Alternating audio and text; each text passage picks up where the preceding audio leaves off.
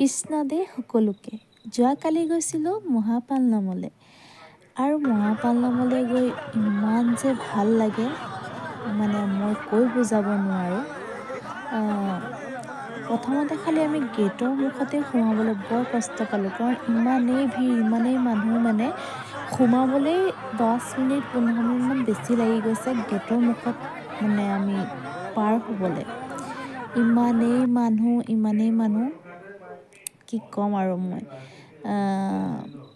কিন্তু মহাপাল নামলৈ গৈ ইমানেই ভাল লাগে, মই আপোনালোকক কৈ বুজাব নোৱাৰোঁ কিমান ভাল লাগে। আৰু যিসকলে গৈছে বা যায় তেওঁলোকে গম পাব যে কেনেকুৱা হয়, তালৈ গ'লে কেনেকুৱা অনুভৱ হয়। আৰু যদি আপোনালোকে যোৱা নাই কেতিয়াবা গৈ চাবচোন, ইমান যে।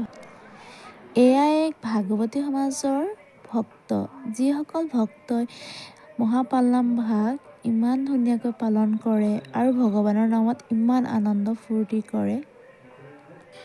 আৰু যেতিয়া গুণমালা লয় তেতিয়া সকলো নিজৰ দুখ টেনশ্যন সকলোখিনি পাহৰি ভগৱানৰ নামত নাচি উঠে সকলোৱে। কোনোৱে ৰৈ থাকিব নোৱাৰে ননচাকৈ।